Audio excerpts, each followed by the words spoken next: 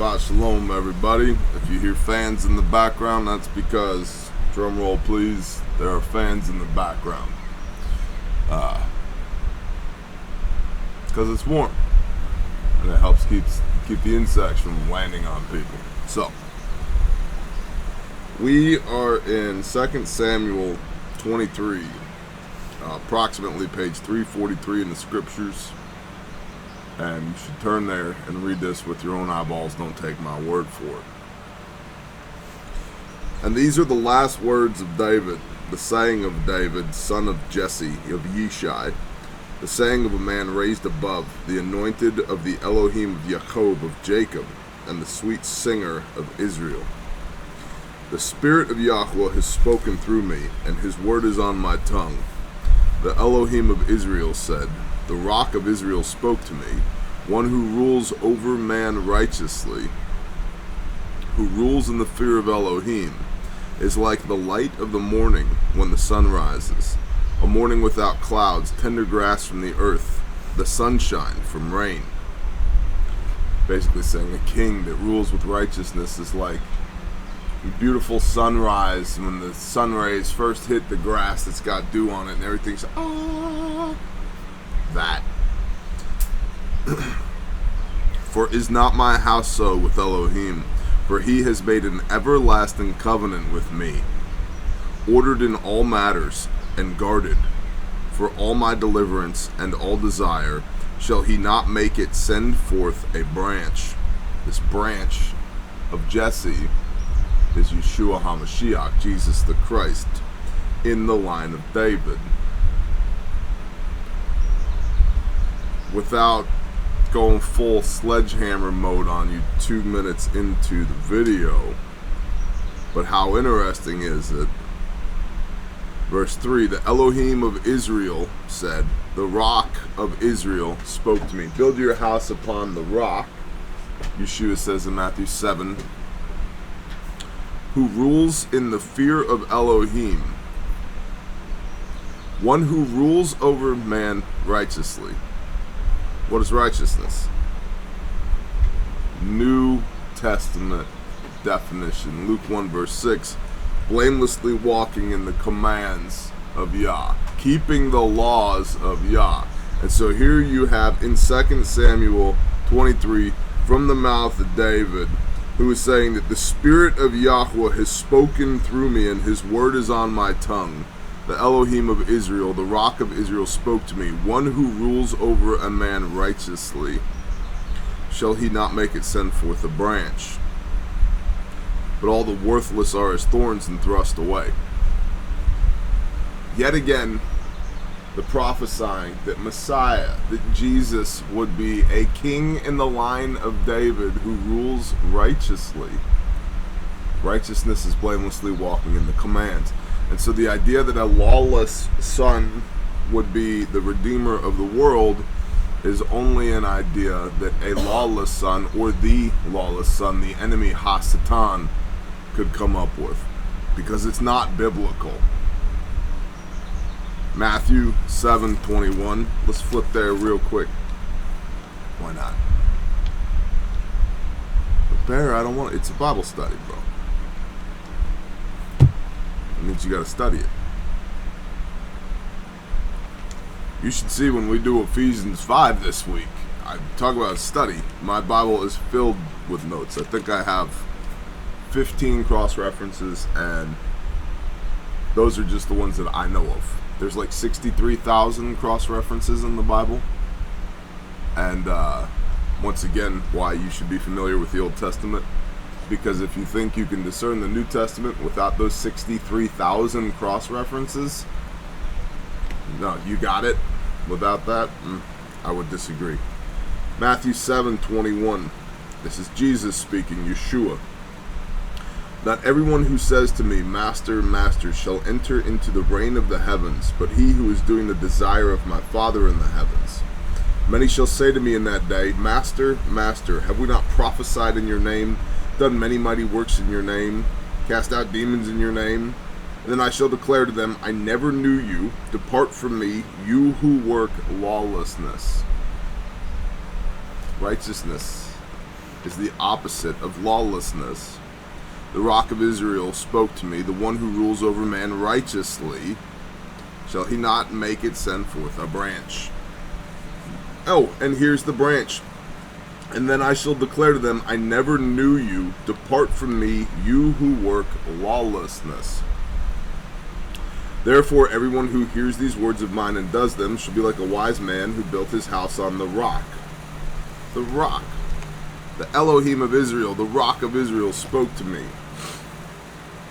And the rain came down, and the floods came, and the winds blew and beat on that house, and it did not fall, for it was founded on the rock.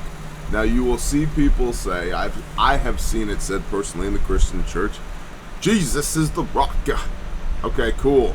Well, in the sense that Yeshua is one with the Father, you are correct. But Yahweh, our Elohim, the Lord our God, is the rock of Israel. And where do you think David got that from? He got that from Deuteronomy. But let's finish hearing what... And Yeshua had not walked the earth yet in both David's time or the time of Deuteronomy, time of Moses. So you can say, Yeshua, Jesus is the rock. Okay, cool. Biblically, Yah, Father God, is the rock. And he and Yeshua are one. But when you start taking things out of context and cherry picking them to make a point, you're losing the biblical truth of the word that the Father has given us.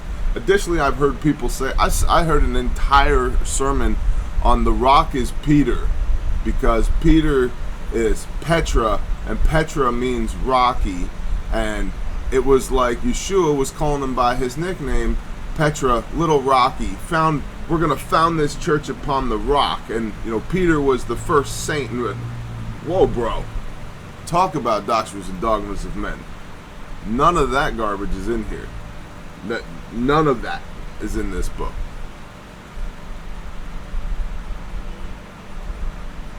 And everyone who hears these words of mine and does them shall be like... Therefore, everyone who hears these words of mine and does them shall be like a wise man who built his house on the rock. And the rain came down, and the floods came, and the winds blew and beat on that house, and it did not fall, for it was founded on the rock. And everyone who hears these words of mine and does not do them shall be like a foolish man who built his house on the sand. So if you are performing lawlessness, if you believe in lawlessness, you are building your house upon the sand, straight from the mouth of Jesus.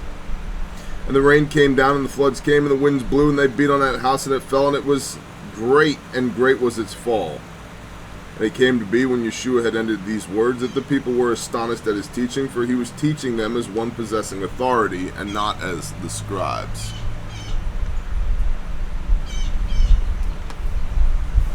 Back to, we managed to make it a whole 6 verses in 2 Samuel. Back to 2 Samuel 23. Shall he not make it send forth a branch? But the worthless are all as thorns thrust away, for they are not taken with hands. But the man who touches them uses iron or the shaft of a spear, and with fire they are burned up in their place. Sounds a lot like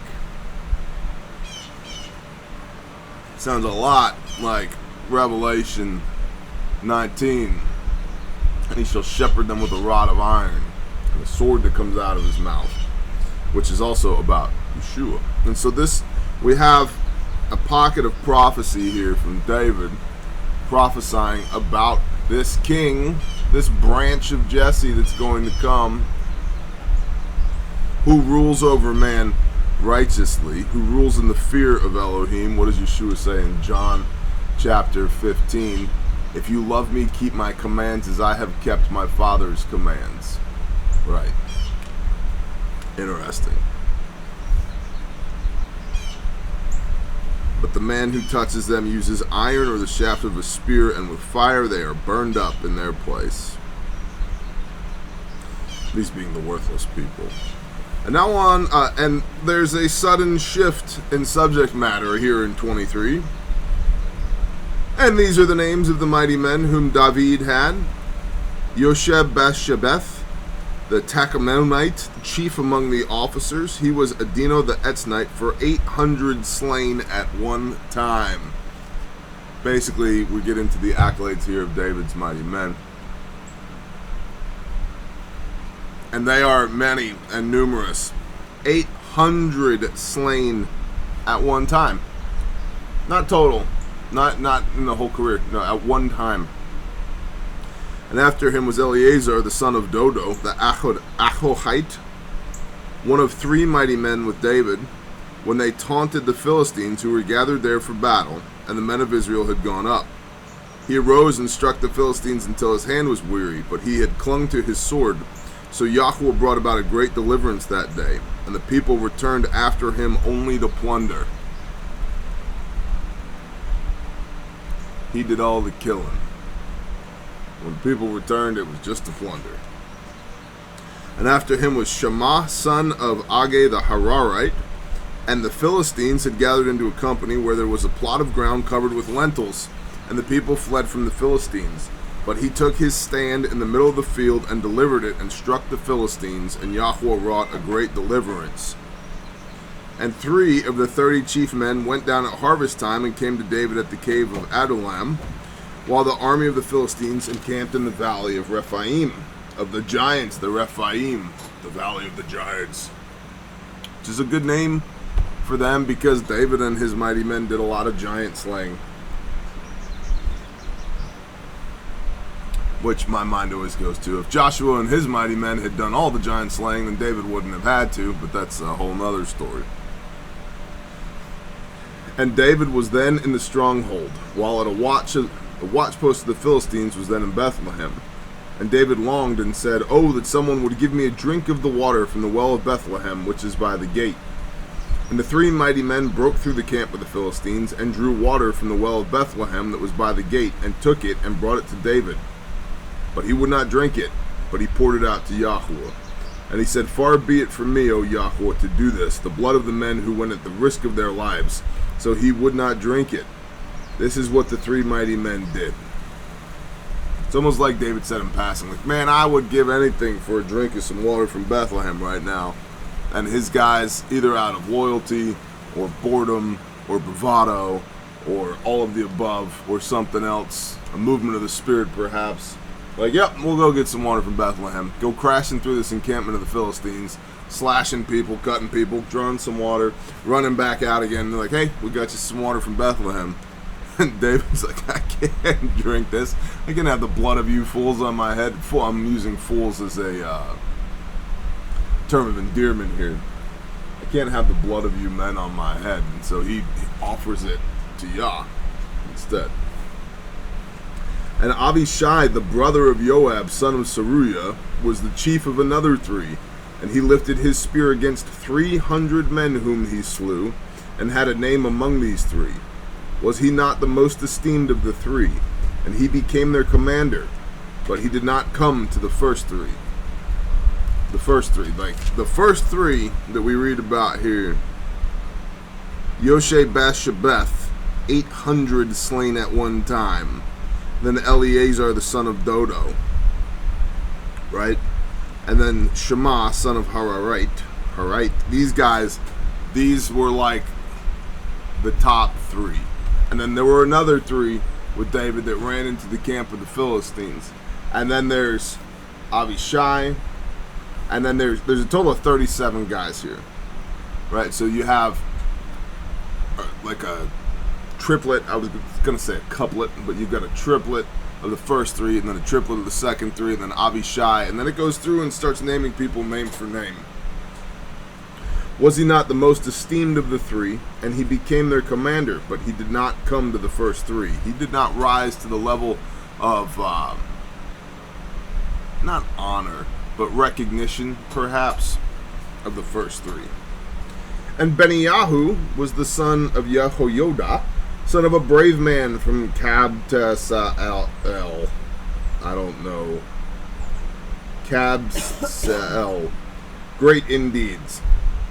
He struck 2 lion-like men of Moab, and he went down and struck a lion in the midst of a pit of a snowy day. Lion-like men. That's an interesting term. these men were no pushovers. Now, it makes one wonder, and I don't know, because I haven't done the research on this, but were they, we know there were giants in the land. Were there still abominations too? Were these people literally like lions? Were they like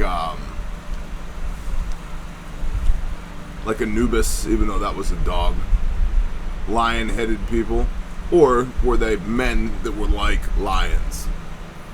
Big, strong, proud, dangerous. I don't know. That chicken knows, though. This is why she chimed in.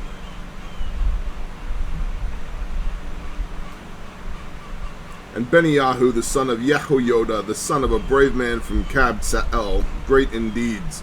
He struck 2 lion-like men of Moab, and he went down and struck a lion in the midst of a pit on a snowy day. And he struck a Mitzrian, an impressive man, and the Mitzrian had a spear in his hand, so he went down to him with a staff, wrested the spear out of the Mitzrian's hand, and killed him with his own spear. This is what Beniyahu, son of Yehoiada, did, and had a name among the 3 mighty men. He was more esteemed than the 30, but he did not come to the first 3. And David set him over his guard. And Asahel, the brother of Joab, was one of the 30. You can see here that Joab had, and his family had, a strong military tradition. Amasa, Joab, Seruiah, Avishai, Asahel. I mean, this was all a clan, if you will, a family unit, extended family unit of badass warriors. Asahel, brother of Joab, was one of the 30, and Elhanan, son of Dodo of Bethlehem, Shema the Harodite, Elika the Harodite, Heletz the Paltite, Ira, son of Ikesh, the Tekoite, Abiezer, the Anethaite, Mabunai, the Hushatite, Salmon, the Ahohite, Maharai, the Netophatite. It's kind of like reading numbers, y'all. Heleb, son of Benah, the Netophatite, Itai, the son of Ribai, Ribai. It's a good place to be from. Itai, the son of Ribai, from Giva, from the children of Benjamin. Beniyahu, the Pirathonite. Hiddai, from the wadis of Gaash. Abi Alban, the Arbathite. Asmaweth, the Barhumite. By the way, most of these guys here doesn't sound like they're from Israel necessarily, does it? Because what we're not getting is tribe of this, tribe of that, tribe of, like, we've got children of Benjamin here. We've got a Gadite. But a lot of these places, not exactly, like Uriah the Hittite. The Hittites were not Israelites.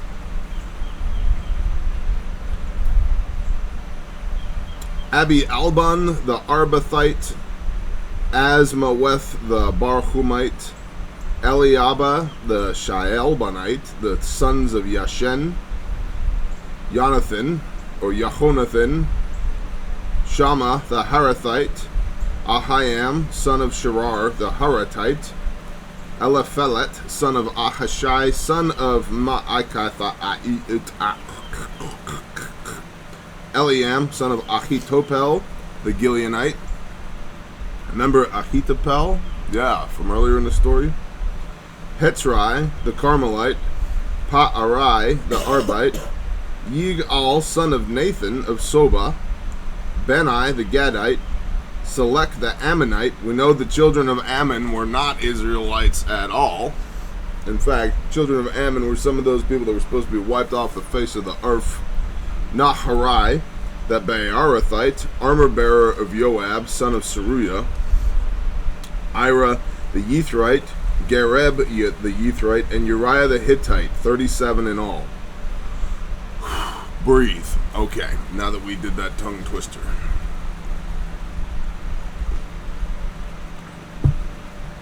And then the last chapter in 2 Samuel, we're going to go ahead and just read this as well.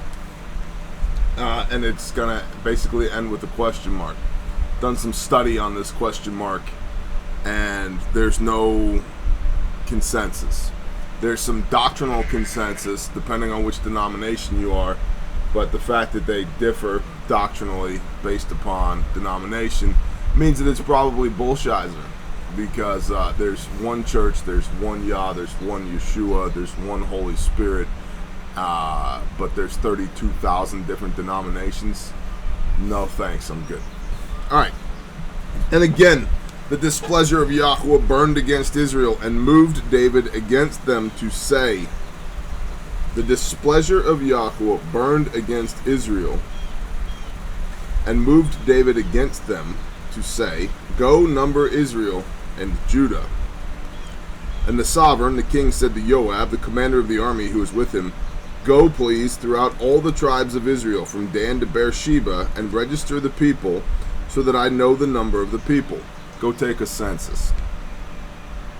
And Joab said to the king, even if Yahweh your Elohim does add to the people 100-fold more than they are, and the eyes of my master the king see it. Remember, David's getting old and weary. He's like, even if Yah was to increase these people 100-fold and you were around to see it, but why does my master the king delight in this matter? What's the point, David?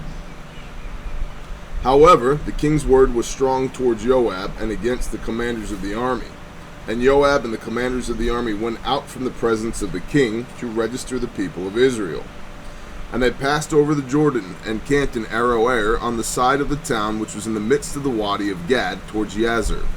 Then they came to Gilead, to the land of Tatim Hodshi, and they came to Dan, to Ya'an, and around to Sidon, and they came to the stronghold of Sor, and all the cities of the Hivites and the Canaanites, and went out to the south of Yehuda, as far as Beersheba. And when they had gone through all the land, they came to Jerusalem at the end of 9 new moons and 20 days. And Joab gave the number of the registration of the people to the king. And there were in Israel 800,000 brave men who drew the sword, and the men of Judah were 500,000 men. In other places it says 470,000. And the heart of David struck him after he had numbered the people. And David said to Yahweh, I have sinned greatly in what I have done. But now I pray, O Yahweh, take away the crookedness of your servant, for I have done very foolishly. Okay, here's the question mark. David said, yo, get me a census. Joab said, that's a dumb idea, bro. David said, do it anyway because I'm the king, I said so. Joab said, copy that. They went and they did it, and 9 new moons, what did it say they had? 9 new moons in 20 days, so 9 months and 20 days later, almost 10 months later, they come back and they said, hey, there's 800,000 men in Israel and 500,000 of Judah. Now remember that there's a split happening here. The house of Israel and the house of Judah. And so in the house of Judah, you've got the tribe of Judah, the tribe of Benjamin, and the Levites. And then in the house of Israel, you've got everybody else. You've got Gad, you've got, not Benjamin, you've got Ephraim, you've got Manasseh, you've got everybody else. Dan. Dan's always getting left out. Anyway, so 800,000 over here, 500,000 over there. And David says, I have sinned greatly in what I have done. The question is, where's the sin?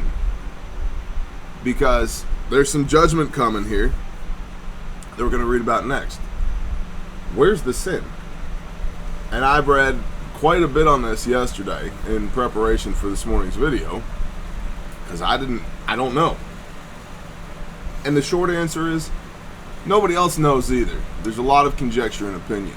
Some people say that David numbered men who were below the age of 20, which was not allowed. They should not have been counted in military service. Some people say that he did not offer the half shekel that's required at the temple for numbering. Some people said that he did it out of the pride of his heart to see the fulfillment of the promise made to Abraham by Yah. Imagine that. Again, why wouldn't we want to know biblical history? I think David... Oh, and then some people said that he was going to levy taxes. Maybe. I think David was doing a compare-contrast between the tribes of Israel and the tribes of Judah. That if he had to, could he raise Judah against Israel? The answer is no. 500,000 versus 800,000.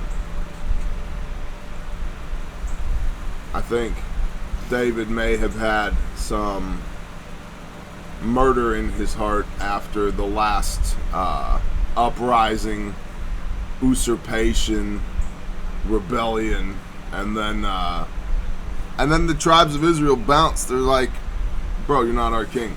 Remember, David's reign started with, you're not our king. He was the king of Judah, not the king of Israel for the first 7 years of his reign. So there's always been a little back and forth. Israel, the tribes of Israel, would acknowledge David when it behooved them to do so. When it didn't, they would try and reinstate somebody else. And I think that David was just taking inventory, literally and figuratively, of what his military capabilities would be. But that's my opinion. That's my read on this, knowing the backstory of what's come thus far, and knowing David was a soldier, and he was surrounded by all these mighty men, most of which were not Israelites. That if he had to go to war to protect his reign, he wanted to know how many tools in his toolkit he had. And I think that's where the sin is, because the war that he would have been going to would have been against Israel, who are Yah's people, whether David liked it or not, whether we like it or not. But that is 100% my opinion. Biblically, all we know is the only other reference that there is for this that I'm aware of is in 1 Chronicles 21, which is approximately page 868. So, go to 1 Chronicles 868, 21. It says, "And Satan stood up against Israel and moved David to number," or take a census of, or count, Israel. "And David said to Joab and to the rulers of the people, Go number Israel from Beersheba to Dan, and bring the number of them to me, so that I know it. And Joab answered, Yahweh does add to his people 100 times more than they are. But my master the king, are they not all my master's servants? Aren't all these people your servants? Why do you want to know who they are?" And this is, it sounds to me in my mind that David was drawing a line in between the kingdom of Judah and Israel as a whole. "But my master the king, are they not all my master's servants? Why does my master seek to do this? Why should he be a cause of guilt in Israel?" But the king's word was strong against Joab, and Joab left and went throughout all Israel and came to Jerusalem. And Joab gave the sum of the number of the people to David, and all Israel had 1,100,000 men who drew the sword, and Yehuda had 470,000 men who drew the sword. But he did not number the Levite and the Benjamin among them, for the king's word was loathsome to Joab, and it was evil in the eyes of Elohim concerning this matter, and he struck Israel. So whatever David had in his mind or in his heart when he was doing this, it was not on behalf of Yah. The other thing that's interesting to point out here before we get into what this judgment looked like was flip to Numbers 1. Genesis, Exodus, Leviticus, Numbers. Numbers chapter 1. 1:1. "And Yahweh spoke to Moshe in the wilderness of Sinai, in the tent of appointment, on the first day, to the second new moon in the second year after they had come out of the land of Mitzrayim, saying, take a census of all the congregation of the children of Israel, by their clans, by their fathers' houses, according to the number of names, every male, head by head, from 20 years old and above, everyone going out to the army in Israel. Number them by their divisions, you and Aaron. And a man from every tribe should be with you, each one is head of his father's house. And goes on from there. So Yah told Moses to go do this. When we see the census here with David in 2 Samuel 24, it does not begin with, and Yah told David to take a census. It begins with, and the displeasure of Yahweh burned against Israel, and moved David against them to say, go and number Israel and Yehuda. So Yah was not happy with Israel. But because Yah was not happy with Israel, it almost seems as if David took it upon himself to take this census so that he would know what he was dealing with if he had to deal with yet another rebellion. Almost as if David was acting on behalf of Yah, but without his blessing, rather than letting Yah act, and David be a recipient of that blessing because of Yah's action. David put himself above Yahweh or Elohim. Sounds like. Again, there's no definitive answer to this, but we do have some cross references. Alright. Back to 2 Samuel 24, verse 10. And the heart of David struck him after he had numbered the people. And David said to Yahweh, I have sinned greatly in what I have done. But now I pray, O Yahweh, take away the crookedness of your servant, for I have done very foolishly. And David rose up in the morning, and the word of Yahweh came to the prophet Gad, David's seer, saying, go, and you shall speak to David. Thus says Yahweh, I hold 3 options before you. Choose one of them, and I do it to you. So Yah goes to Gad and says, go tell David he's got 3 choices. Gad then came to David and informed him, and he said to him, should 7 years of scarcity of food come to you in your land? Or would you flee 3 new moons before your enemies while they pursue you? Or should there be 3 days plague in your land? Now, know and see what answer I take back to him who sent me. So Gad comes to David. He says, hey, homie, you get to pick 7 years of famine, 3 months of being on the run while your enemies pursue you, or 3 days of plague in your land. Give me an answer, and I'll go tell Yah.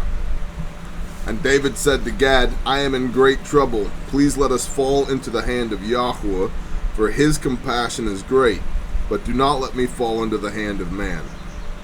Basically, whatever Yah wills. And Yahweh sent a plague upon Israel from the morning till the appointed time. From Dan to Beersheba, 70,000 men of the people died in 3 days. That's a real plague. That's not a manufactured pharmaceutical / global media / power elite plague. That's a real plague. 70,000 people, 70,000 men of the people died in 3 days. And this is interesting. I love the imagery that we get here. And the messenger, what's another word for messenger? In the King James it's translated as angel. And the messenger, or the angel, stretched out his hand, capital H, his hand. I wonder who this is. And the messenger stretched out his hand over Yerushalayim to destroy it. And Yahweh relented concerning the evil, and said to the messenger who was destroying the people, it is enough now. Stop your hand. And the messenger of Yahweh was by the threshing floor of Arana the Jebusite. And the messenger stretched out his hand, capital H, his. Is this Yeshua? Where else do we see Yeshua bringing judgment? Multiple times. Old Testament. Covered by the blood of the Lamb. What does that mean? Read Exodus 12. And here, yet again, and in Revelation, very, very interesting. After we just had this prophecy of the root of Jesse who rules in righteousness, the branch of Jesse rather, now we see the messenger stretching out, capital H, his hand, bringing destruction on Israel due to this plague. There was a lack of righteousness somewhere in here. There must have been, because it was accounted a great sin to David.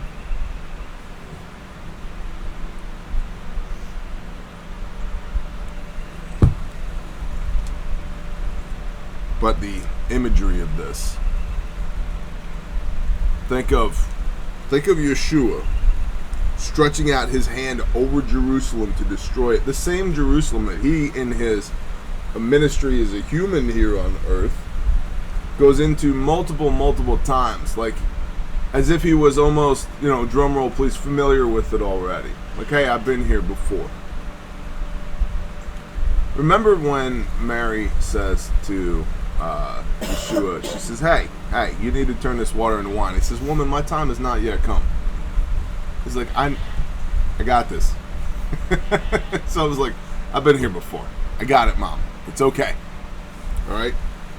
So you got Yeshua stretching out his hand over Jerusalem to destroy it. And Yahweh relented concerning the evil and said to the messenger who was destroying the people, it is enough, now stop your hand. And so Yeshua's got his hand stretched out over Jerusalem. And then Yah speaks to him and says, it is enough. And he stops. He stays his hand. I mean, the fear of Yahweh is the beginning of wisdom, right? Gosh dang, man. How could you not be fearful of that? It's one of the things where people go, I can't wait for the coming of the glory of the Lord. You should read your Bible, because when the glory of the Lord shows up, people die. And oftentimes it's the people that don't think they're going to die. It's pretty intense. Every knee will bow. Every tongue shall confess. Everyone will be on bended knee. Everyone will be in submission to Yeshua, to Yah. Or you'll be dead. And that's going to suck. And David spoke to Yahweh when he saw the messenger who was striking the people. So David can see this. And he speaks to Yah and said, see, I have sinned and I have done perversely. But these sheep, what have they done? Let your hand, I pray, be against me and against my father's house. Basically, spare the people. I messed up. And Gad came that day to David and said to him, go up, raise a slaughter place to Yahweh on the threshing floor of Araunah the Jebusite. And David, according to the word of Gad, went up as Yahweh commanded. And Araunah looked and saw the king and his servants coming towards him. And Araunah went out and bowed before the king with his face to the ground. And Araunah said, what has my master the king come to his servant? Why has? And David said, to buy the threshing floor from you, to build a slaughter place to Yahweh, so that the plague be withdrawn from the people. And Araunah said to David, let my master the king take and offer that which seems good to him. Here are cattle for the ascending offering, and threshing implements, and the yokes of the cattle for wood.